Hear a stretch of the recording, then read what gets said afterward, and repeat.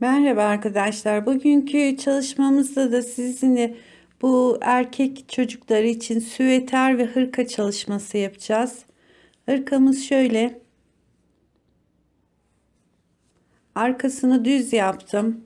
İsteyen arkasını da örnekli yapabilir.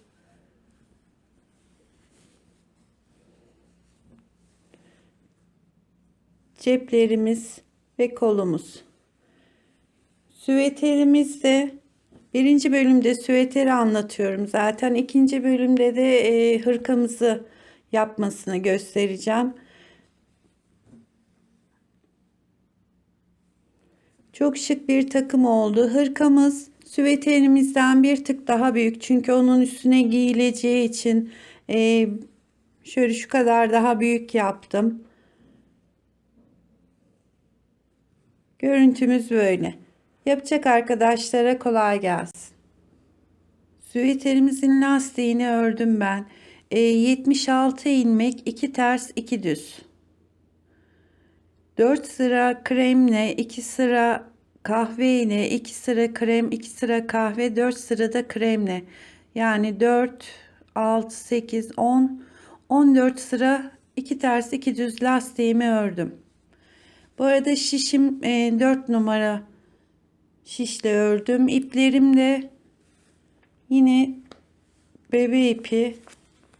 Aynı ipin krem ve kahvesini kullandım. Tabi siz istediğiniz renklerde kullanabilirsiniz. Şimdi kenarlara pirinç, tek yönlü pirinç, saç örgüsü, araya da çizgi koyacağım. Tekrar saç örgüsü ve pirinçle bitireceğim. Şimdi baştan 14 ilmeğimiz pirinç. İlk ilmeğimi boşaldım. Düzle başlıyorum. Düz, ters, düz, ters, düz. 14 ilmeğimi bir ters bir düz örüyorum.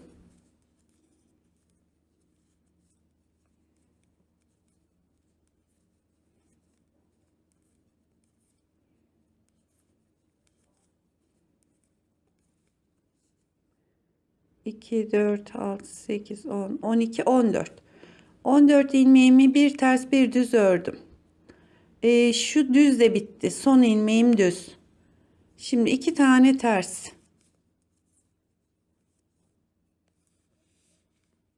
Saç örgüsü yapacağımız yeri 8 tane düz ilmek. 2, 3, 4, 5, 6, 7 ve 8. 8 tane düzümü yaptım. Şimdi iki tane ters. Saç örgünün sağında ve solunda ikişer tane ters var. Şimdi bu arada 24 tane düz ilmek örüyorum. 1,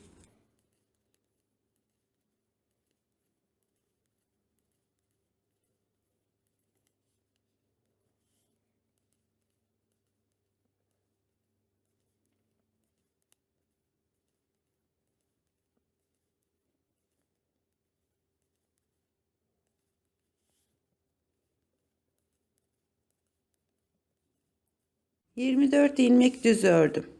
Tekrar 2 ters. 8 tane saç örgüsü için düz ilmek. 2,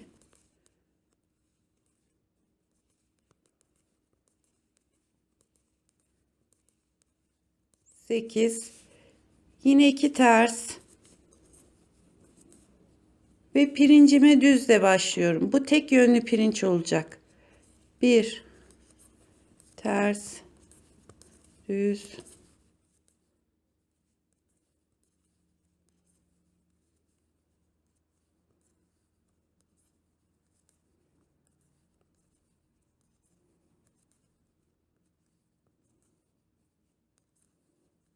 evet, bu 14 ilmeğimizde bir ters bir düz ördüm. Şimdi arka tarafa geldiğimiz zaman bu pirinçlerimiz burada çevirmemiz yok. 14 ilmeği düz olarak örüyorum. 2 3 4 5 6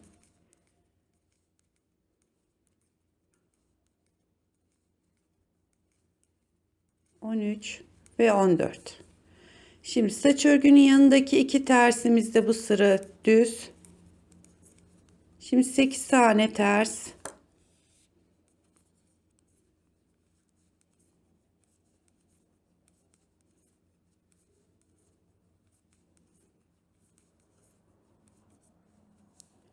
Tekrar 2 düz ve 24 tane tersimizi örüyoruz.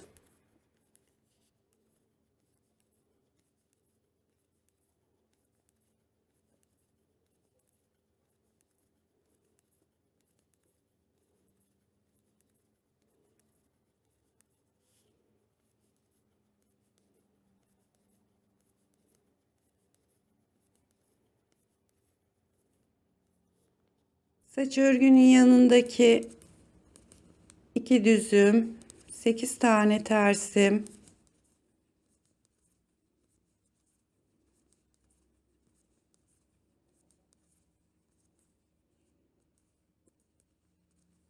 iki düz ve kalan pirinç yağı bir ters bir düz ördüğüm yeri de ters tarafta hepsini düz örüyorum.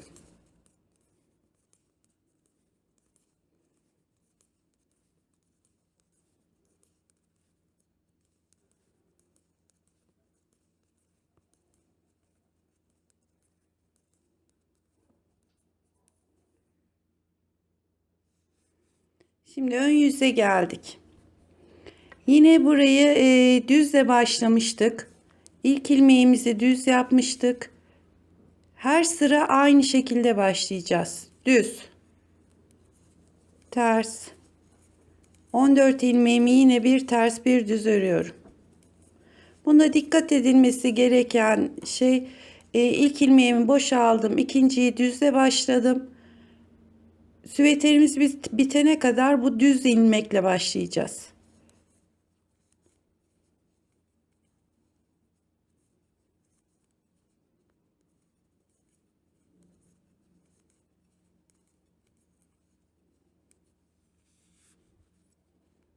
Şimdi saç örgünün yanındaki iki tersimiz. 8 tane düzümüzü örelim.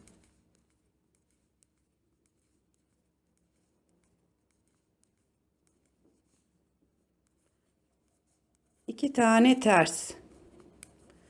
Şimdi 24 tane düz ilmekli yere geldik. Burayı yine kahverengi iple çizgi halinde öreceğiz. Hem bu arada ip yürütmeyi de göstermiş olayım.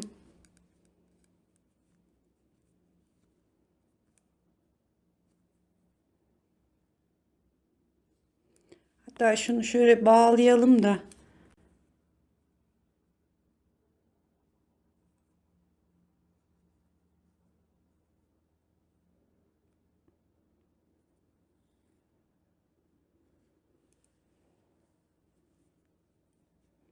Krem renkli ipimizi sol elimize alıyoruz. Şimdi kahverengi iple önce bir ilmek ördüm.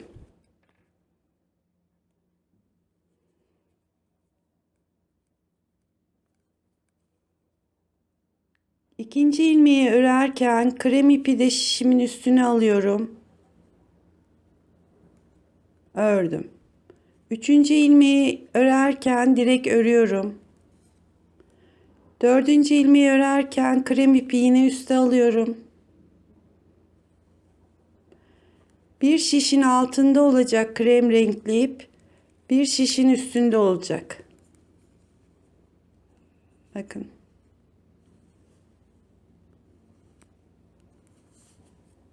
Altta ve şişimin üstüne getiriyorum.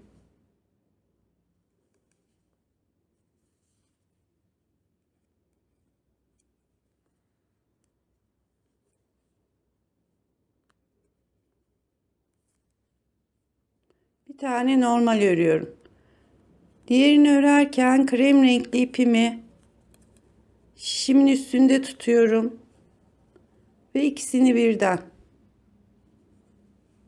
Şimdi bir tane normal,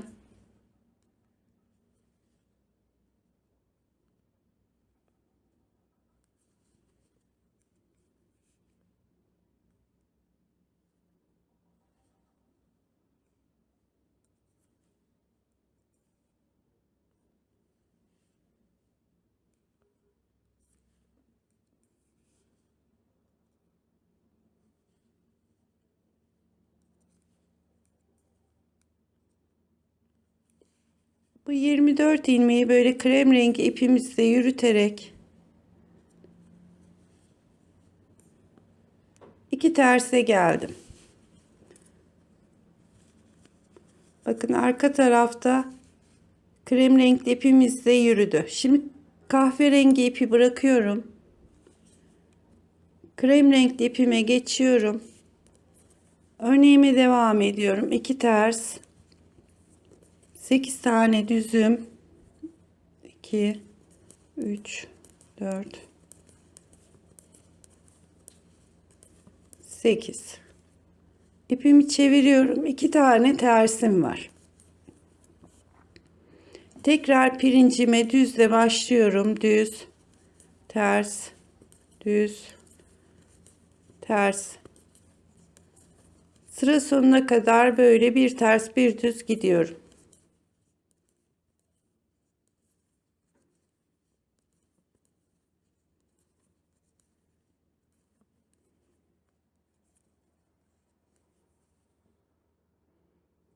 Tek yönlü pirincimizi yaparken arka taraflarını hep düz olarak örüyoruz. Yani bu 14 ilmeği 2D saç örgünün yanındaki ters ilmeğimiz var. Bu sıra düz olacak.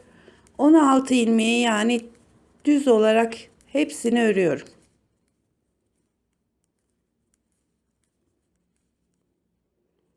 On altı ilmeğimi ördüm. Saç örgünün tersini yapıyorum. 2, 3, 4,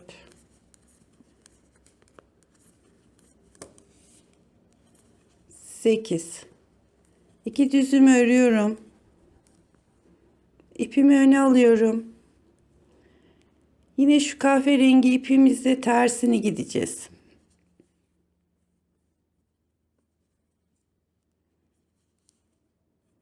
Bakın bir taneyi ördüm. Şu ikinciyi örerken ipimi üste alıyorum. İkisini beraber. Şimdi bir tane normal örüyorum. Bir tane kremle beraber şişimin üstüne alıyorum krem ipimi. İkisini beraber. Bir tane normal. Diğerini örerken krem ipi de şişin üstüne alıyorum. İkisini beraber.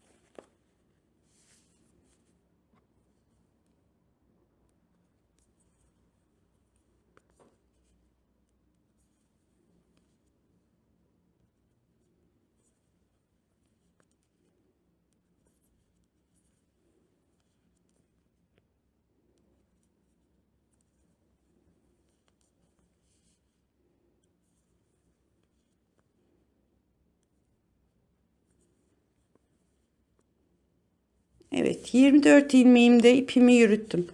Bakın ipi yürütürsek arka tarafta böyle uzun uzun ilmeklerimiz kalmaz. Şimdi tekrar krem ipime geçiyorum.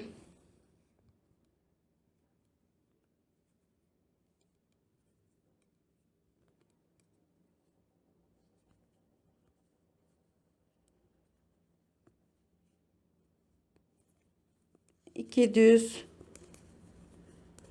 Saç örgümün tersi 8 tane.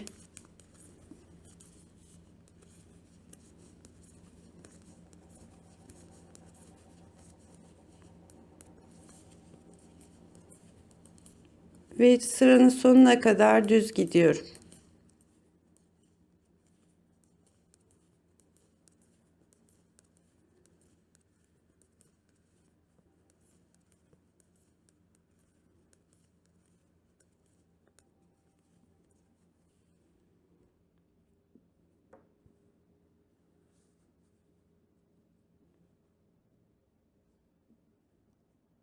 Ön yüze geldiğimizde yine ilk ilmeğimi boşaldım ve düzle başlıyorum.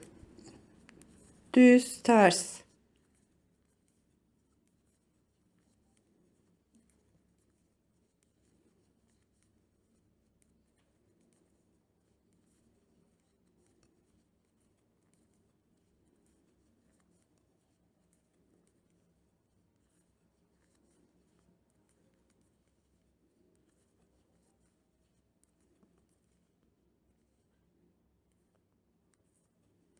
İki tersim.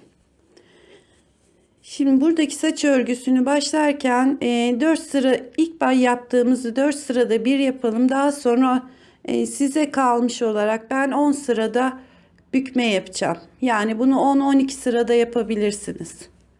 Şimdi hangi yön kolayınıza geliyorsa 8 ilmeğimi çıkardım. İlk 4 ilmeği taktım sol şişime. Sondaki 4 ilmeği sağ şişime alıyorum. Tekrar ilmeklerimi sol şişe takıyorum. Ve 8 ilmeğimi örüyorum.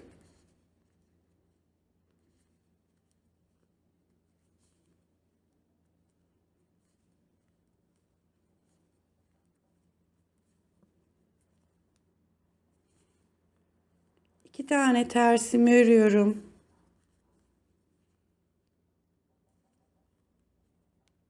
Bu sıra kremle gideceğiz. 24 ilmeğimi düz olarak kremle örüyorum.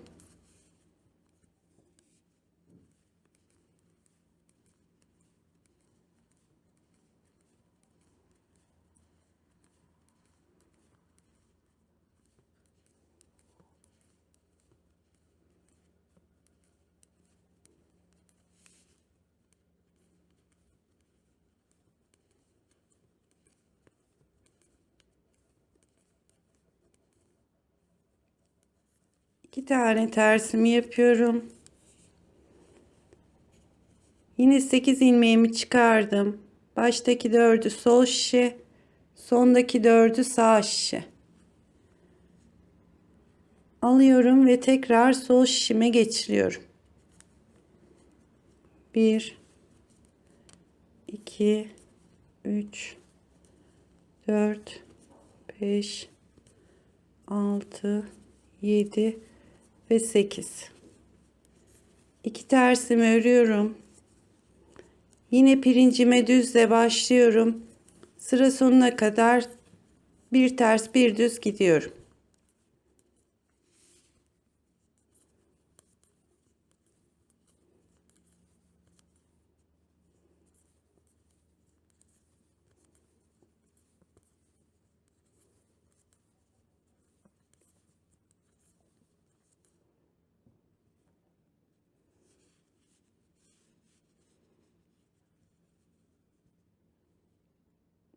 Şuradaki 14 ilmeğimiz tek yönlü pirinç, 2 tersimiz var. 8 ilmek saç örgümüz, 2 ters, 24 düz, 2 ters, 8 düz, 2 ters ve 14 ilmek pirinç.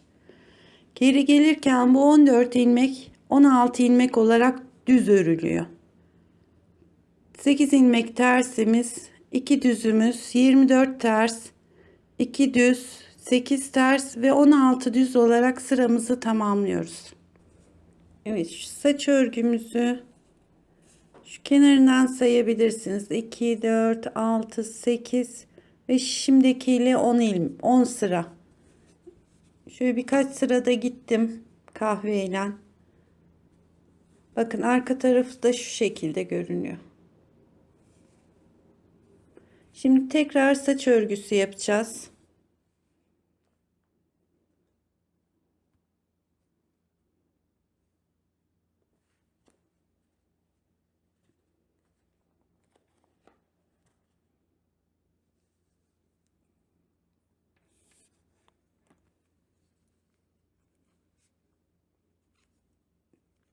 Yine hep düzle başlıyorum.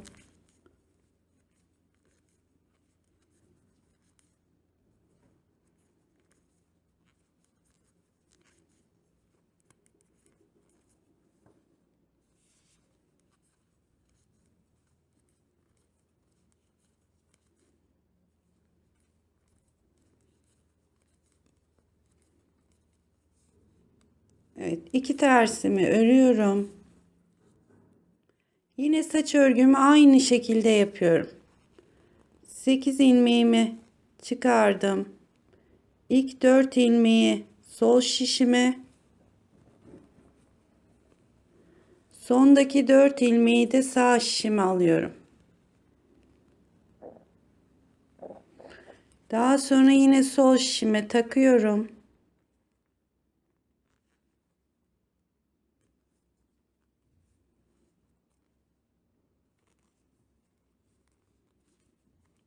Üç, 4, 5, 6, 7 ve 8. 2 tane tersimi örüyorum. Şimdi yine kahverengi ip yürütme sırasındayız. Önce şu krem ipi elime sarıyorum. Daha sonra kahverengi ipimi alıyorum. Önce bir tane tek örüyorum. Daha sonra bakın şu ikisini beraber bir tek bir krem ipi de alarak örüyorum.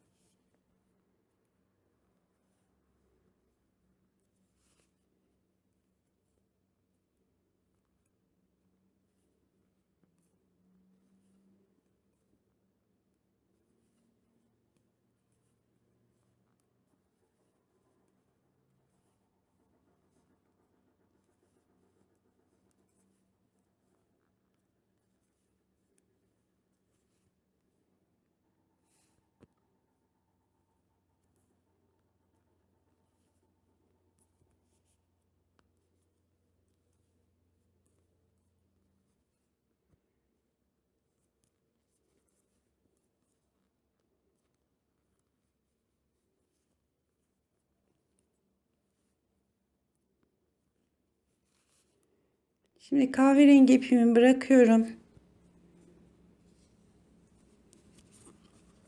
2 tersimi örüyorum. Yine 8 ilmeği çıkarıyorum.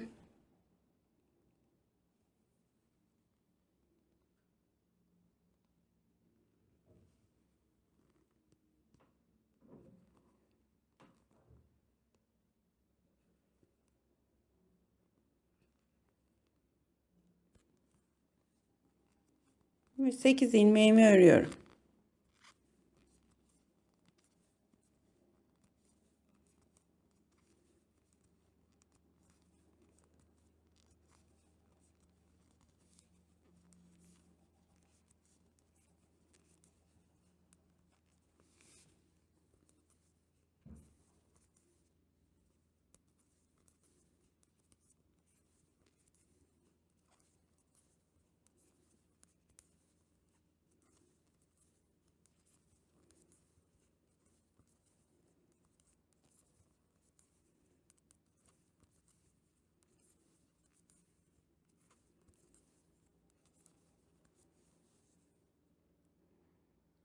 Arka tarafta 16 ilmeğimi düz olarak örüyorum.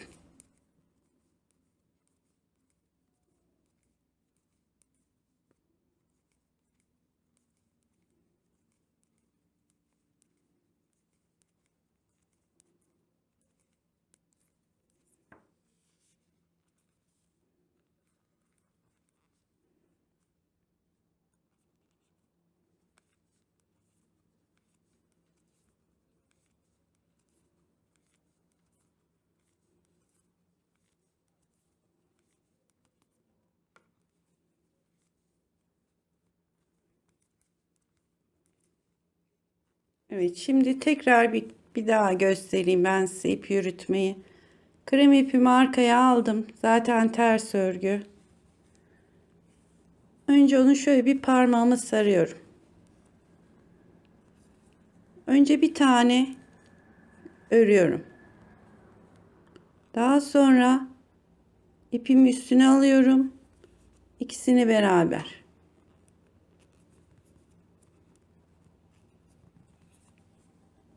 Tek örüyorum.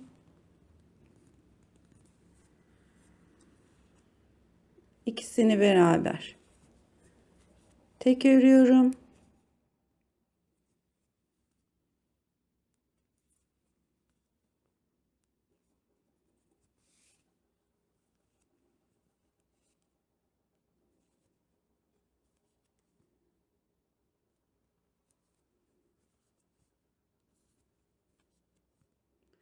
Yani krem ipi de diğer tarafa kadar yürütüyoruz böylelikle.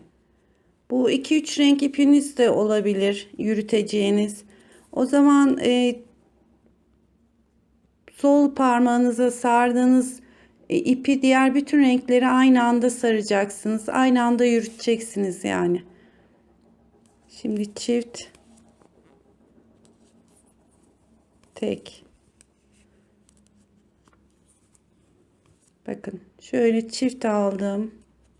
Bir tane tek örüyorum.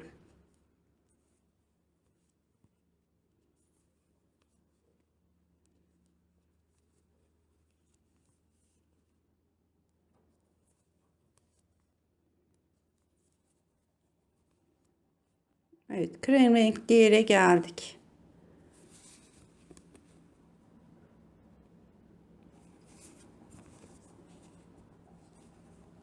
Şimdi iki düzümü örüyorum. Saç örgüm 2 3 4 5 6 7 8 ve geri kalan 16 ilmeğimi düz olarak örüyorum.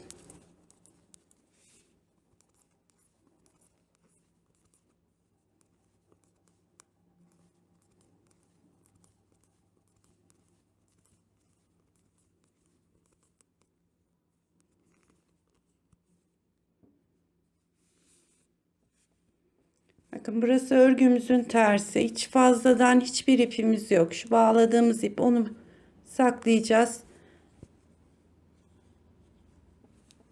Şurası da ön yüzümüz.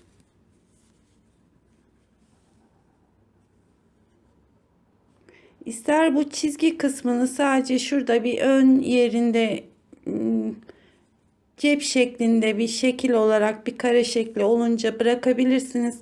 İsterseniz tamamen yukarı doğru yürütebilirsiniz. Şimdi böyle bir kol boyu olana kadar, kol altına kadar bu şekilde örelim. Süveterimin önünü şu boy yaptım. Ben size şurada bir santim vereyim.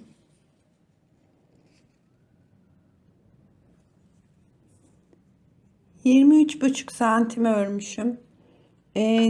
Şeyi de söyleyeyim isterseniz, şurada pirinç olarak 2, 4, 6, 8, 10, 12, 14, 16, 18, 20, 22, 24, 26, 28, 29 tane pirinç sıram olmuş. Şimdi kol için, süveter kolu için ilmek atacağız buraya.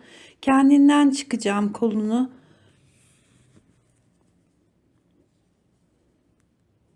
7 ilmek atıyorum. 1, 2, 3, 4, 5, 6 ve 7.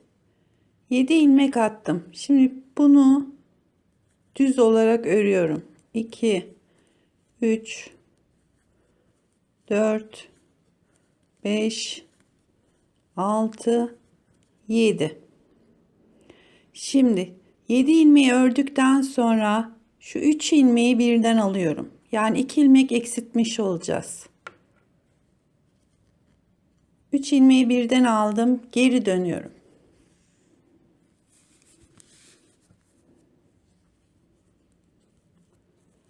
ve ters olarak örüyorum. 1 2 3 4 5 6 7 8. Tekrar geri dönüyorum. Bu başa geldiğimiz zaman burayı 2 sıra düz, 2 sıra ters, 2 sıra düz, 2 sıra ters olarak gideceğim. Şimdi 2 düzümü yaptım, 2 sıra. Şimdi 2 sırada ters yapacağım. 7 ilmeğimi ters örüyorum. 2 3 4 5 6 7. İpimi çeviriyorum. Bu sıra 2 ilmeği keseceğiz. Yani bir kesmiş olacağız. Kestim. Geri dönüyorum. Şimdi şu bir ilmek ters ilmeğimiz. Onu aldım. İpimi çeviriyorum. 7 ilmeği düz örüyorum.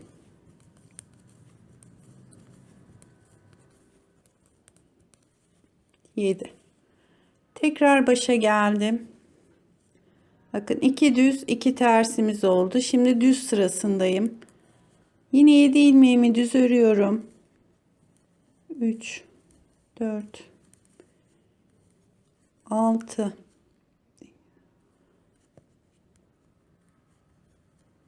7. Şimdi 8. ilmeğime geldim. Bir 3 almıştık, 2 almıştık. Şimdi tekrar 3 ilmeği birden alıyoruz.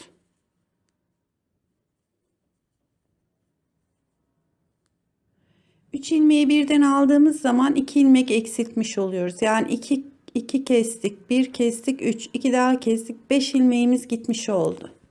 Tekrar geri dönüyorum. Şurada hangi sıradaysam onu devam ediyorum.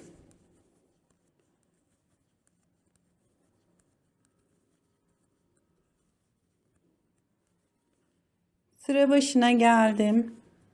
Şimdi 2 düz, 2 ters, 2 düz, ters sırasındayım. 7 ilmeği ters örüyorum yine.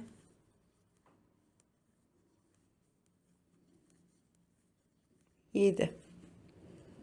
Şu 8. ilmeğimi demin 3 almıştık. Bu sefer 2 ilmeği birden alıyoruz. Geri dönüyorum.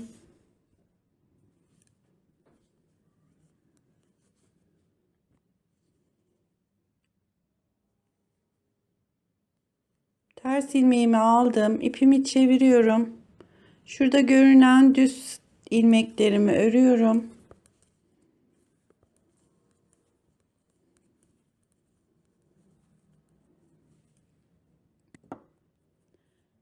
Sıra başına geldim.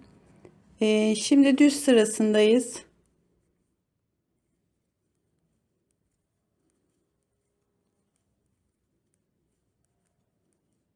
2 4 6 7 ilmeğimi ördüm. 2 kesmiştik. Şimdi 3 kesiyoruz. Ya 3 ilmeği birden alıyoruz.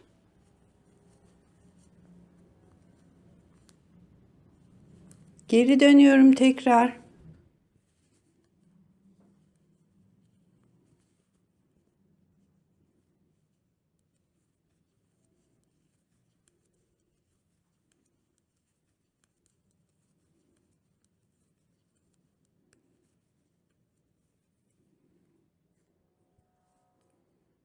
Şimdi tekrar ters sırasındayım. Şu kenar 2 sıra ters, 2 sıra düz olarak gidiyor. Tersimi örüyorum. 8. ilmeğimi bu sefer 2 tane alıyorum. Yani 2 3 5 6 8 9 10 ilmeğimizi kesmiş olduk. 2 1 kestik, 3 2 kestik, 5 6 7 8 9 ilmeğimizi kestik, pardon. Dönüyorum.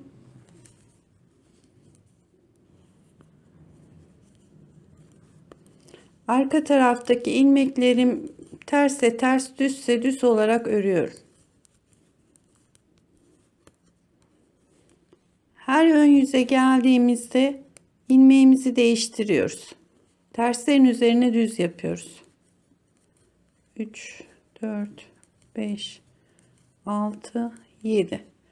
Şimdi tekrar 3 ilmeği birden aldım. 9'da 10, 11 oldu kesmemiz.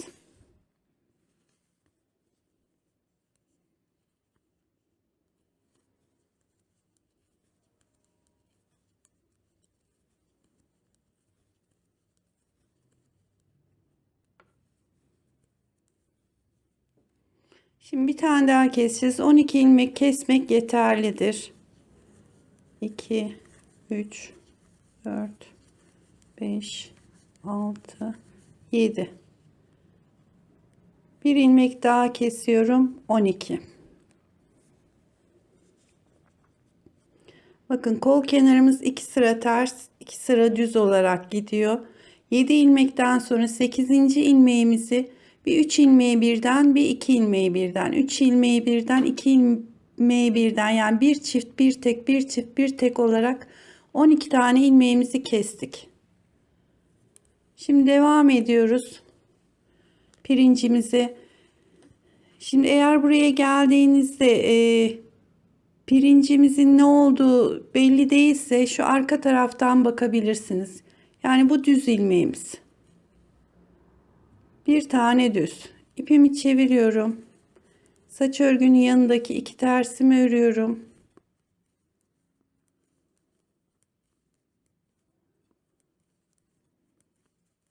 Sekiz ilmek saç örgümü ördüm. İki tersimi ördüm. Şimdi kahverengi sıradayız.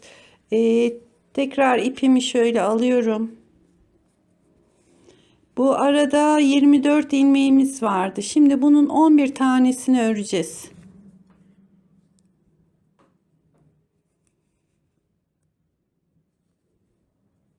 2, 3, 4, 5, 6, 7, 8, 9, 10 ve bu da 11.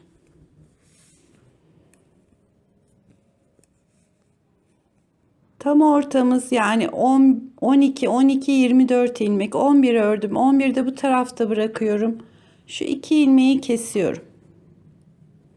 Keserken de şu ipimi de yürütüyorum. Burası artık V yakamızın ayrım yeri olacak. Sol tarafa geçiyorum.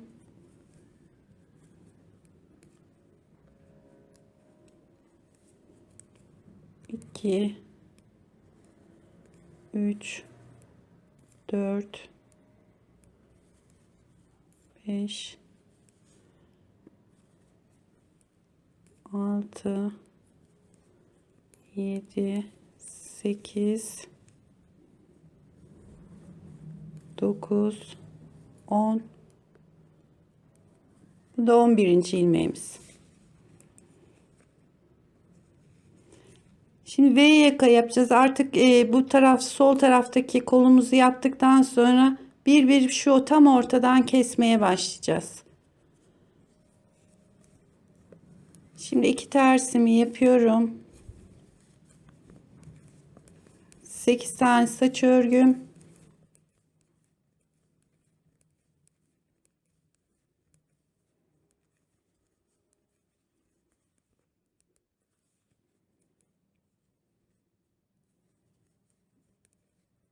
Sıranın başına kadar bir ters bir düz pirincimi yaparak geliyorum.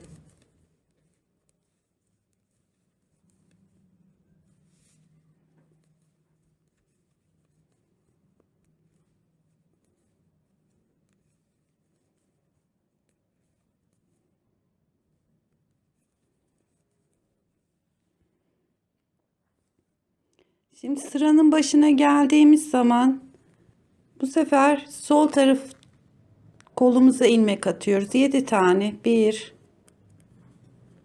2, 3, 4, 5,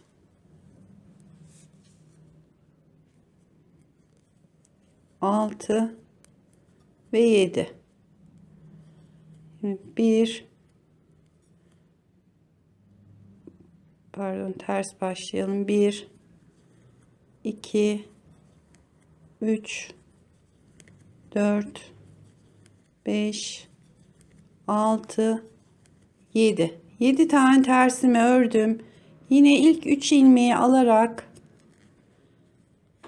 kesmeye başlıyorum. Dönüyorum.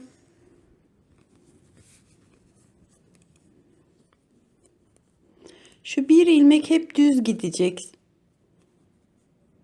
Şimdi düzlerimi örüyorum.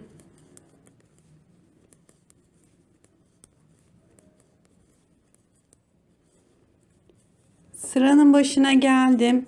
Şimdi bu terslerimizi düze çeviriyoruz. 1, 2, 3, 4, 5, 6, 7. İpimi öne kendime doğru alıyorum. 2 ilmek kesiyorum. Dönüyorum.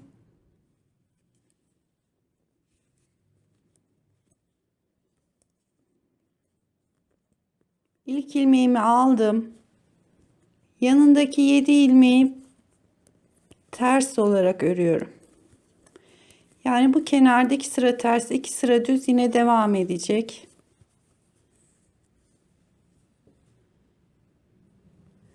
2 3 kestik.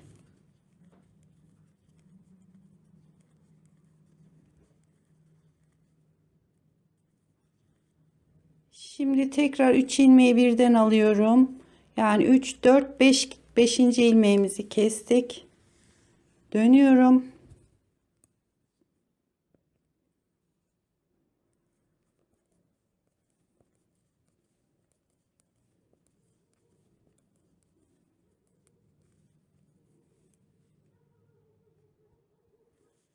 Sıranın başına gelince zaten 2 tersimiz oluşmuş oluyor. Şimdi düz sırasını yapacağız.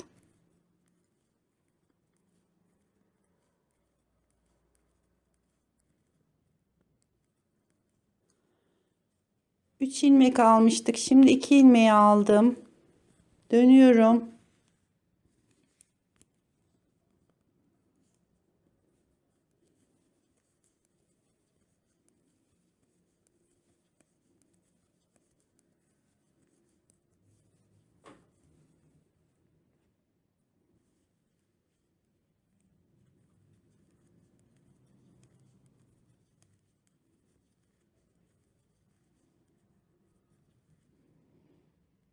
Tekrar 3 ilmek birden.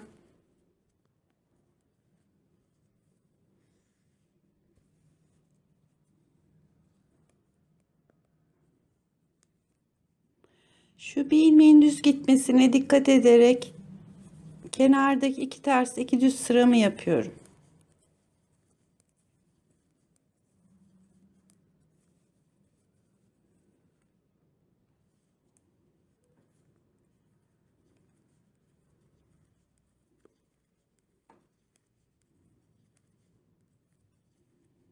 Üç, tekrar 2 alıyorum.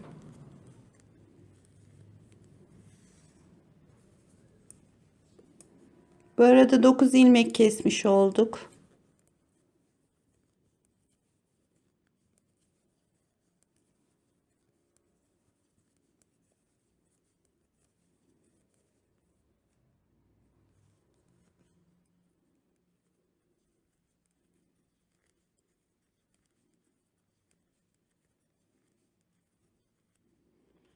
Tekrar 3 ilmek alıyorum.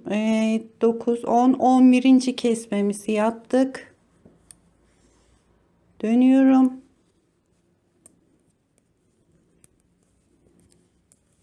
Ve son bir kere daha keseceğiz.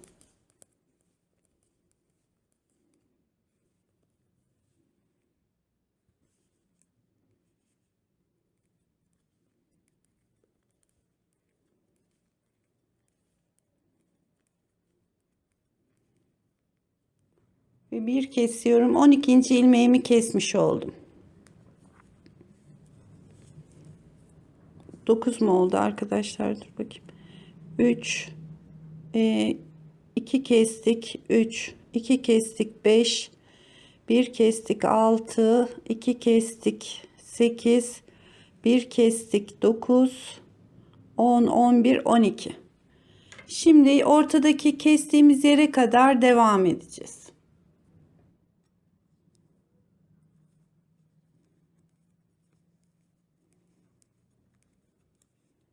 8 ilmek tersime örüyorum saç örgüsü.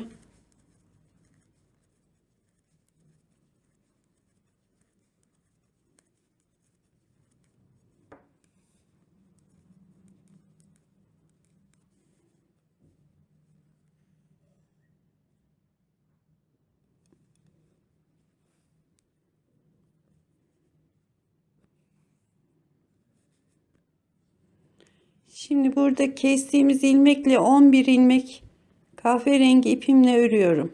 1 2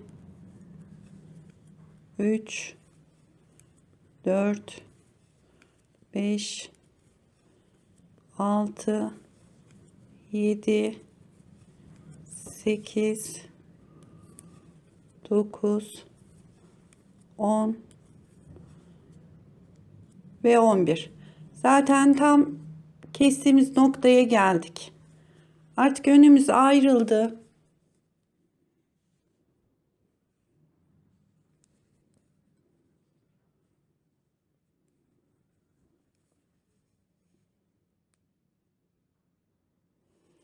Buradan bir bir keserek devam edeceğiz.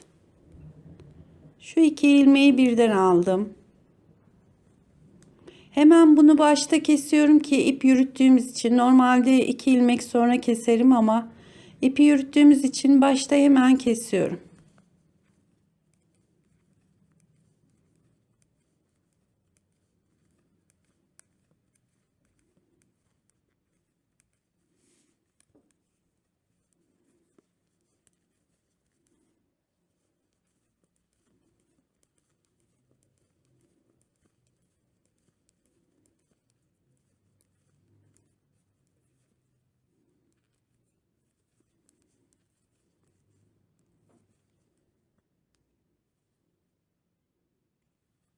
Şurada bir tane düz pirincimiz var.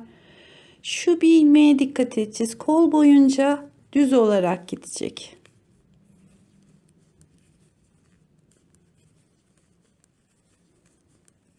Artık kol tarafında da kesme yapmayacağım. Böyle devam edeceğim.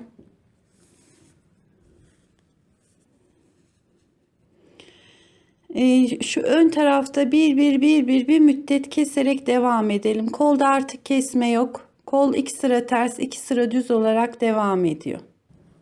Süveterimizin ön ve ellerini bitirdik. Bir kese kese 15 ilmek kalana kadar kestim. 15 ilmeği de omuz mesafesine kadar ördüm. Yani şöyle santimleyelim isterseniz. 14 santim örmüşüm. Ve şurada ben size bir de düzleri sayayım. 1, 2, 3, 4, 5, 6, 7, 8, 9, 10, 11, 12, 13, 14 ve şimdi 15. düzdeyim. 15. düzün tersini gelirken omuzumuzu bir kere de kesiyorum.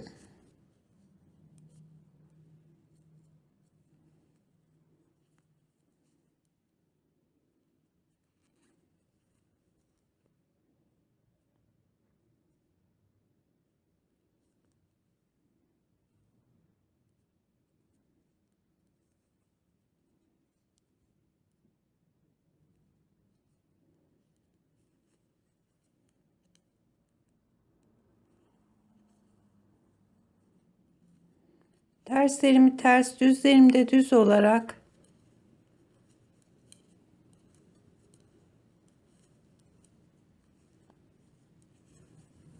15 ilmeği bir kere de kesiyorum. Yani dümdüz kesiyorum omzumuzu.